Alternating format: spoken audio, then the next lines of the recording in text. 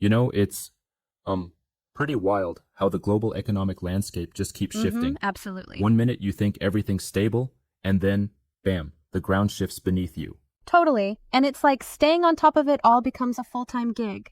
Right, absolutely.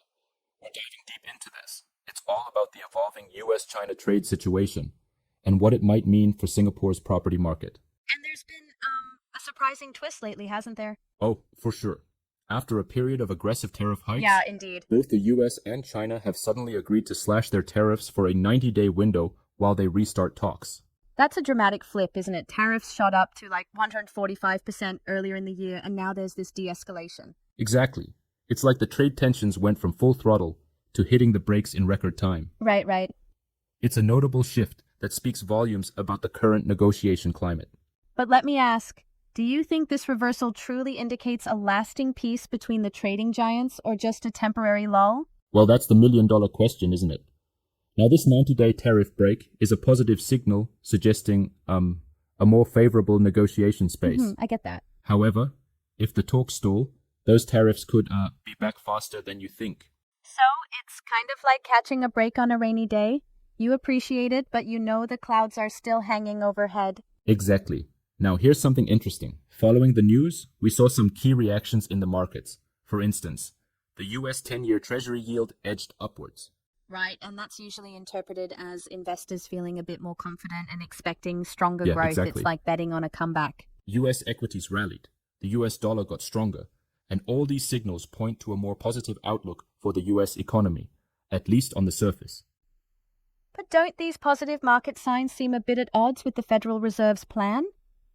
I mean, we're only looking at one more interest rate cut for the rest of the year. True, and that shows there's still a layer of caution over there. The Fed is Yeah, keeping absolutely. a watchful eye on inflation and the overall economic pulse. It's like the markets are cheering, but the central bank is still on high alert. Exactly my point. And when you zoom out to the local context, Singapore in particular, things get even more interesting. Right, because our property market is pretty sensitive to these big global shifts. Yep. The sudden shift in US-China trade talks could really influence local market sentiment here. Agents are even using this global chatter as a conversation starter with clients. That's smart indeed. I've heard that. There have been real-world examples of agents reconnecting with old contacts and closing deals thanks to this renewed market optimism. And that's our cue to look at the macro picture. Globally, this tariff de-escalation signals a move towards economic stability. It might even boost risk assets for a bit. Sure, but here's a thought. If this stability is just temporary, could we be overestimating the positive ripple effects on the property market? A valid point. I mean, yeah, it's a positive trigger, but it doesn't guarantee forever. It's like enjoying a sunny spell during a stormy season. Great while it lasts, but still, caution is key. True. That makes sense. And what about the idea of buying into profit, which some experts mention in this context? Oh, that's a neat concept. If easing trade tensions boost global economic vibes, then current conditions might prime the property market here for future value appreciation. It's like setting up for a win later on. And I've also noticed there's been a narrowing gap in property prices across different regions in Singapore. That suggests there are opportunities for upgrading, even if the market is still in flux. Spot on. That narrowing gap indicates not just a leveling playing field, but potential for strategic moves by buyers looking to step up their game. But don't you think there's a risk that the temporary nature of this tariff de-escalation might lead to a kind of false sense of security in property investments? I do see that risk. The 90-day window is a bit like putting a bandage on a bigger wound. It improves the outlook temporarily, but doesn't address the broader trade tension issues. Exactly, I agree. So it's a play on balance, riding the wave of optimism without getting too complacent. Precisely.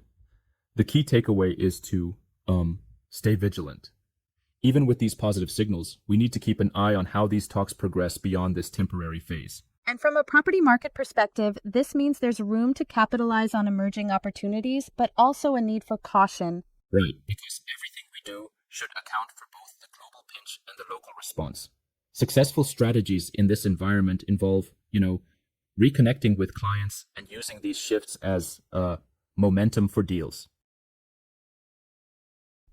Absolutely. It's like being both optimistic and prudent at the same time, a delicate yet exciting balance. Exactly. And if you think about it, embracing these market shifts could mean rethinking previous assumptions about Singapore's near-term property direction. Yeah, it's almost like recalibrating your investment compass in real time, given the ever-changing global trade dynamics. And there's a bit more nuance here. Despite this tariff break looking shiny, it's not a permanent fix. Agents and investors alike need to stay informed and agile. Right, couldn't agree more. At the end of the day, understanding these macro trends gives a solid context for making smart, informed property decisions in Singapore. Absolutely. And if you're tuned in, remember that even amidst fluctuation, opportunities arise. It's all about staying on top of the facts and ready to act when the time is right.